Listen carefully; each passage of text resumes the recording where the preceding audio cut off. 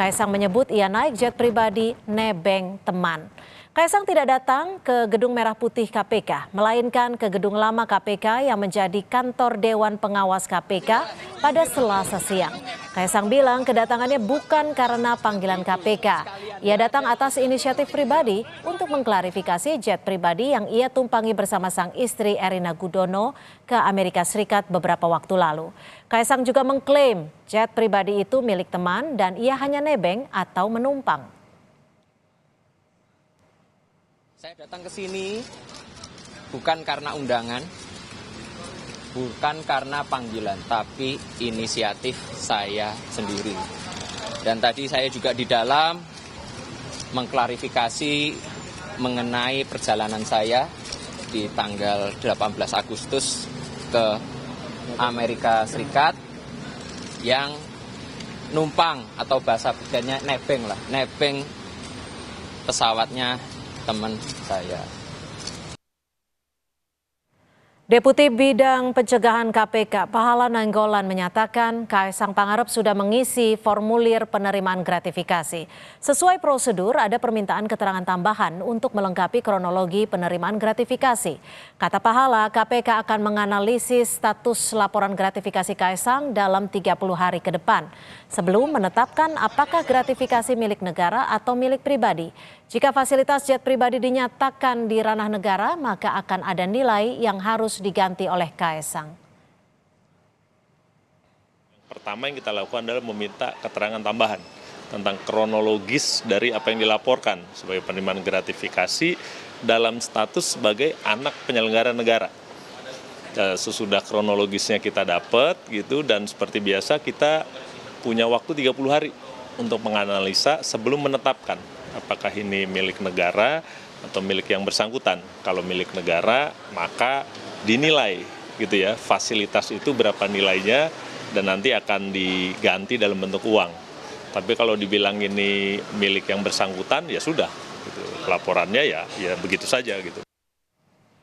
Pengamat politik Ujang Komarudin menilai Kaisang datang ke KPK agar tidak tersandera kasus jet pribadi yang terus-menerus jadi sorotan publik dan tengah ditangani KPK.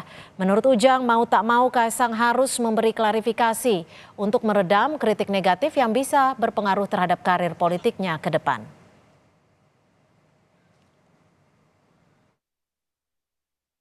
Ya, saya sih melihat tentu ini bagian daripada proses Kaisang ingin bahwa ke depan tidak ingin dibully lagi. Ya, secara politik juga tidak menjadi bulanan-bulanan publik gitu, tidak lagi mendapat kritik keras dari masyarakat. Maka ya salah satu jalannya harus mendatangi KPK itu. Jadi saya melihatnya ya ini ya bentuk mungkin ya keinginan Kaisang agar suatu saat nanti Kaisang tidak tersandra oleh kasus private jet itu.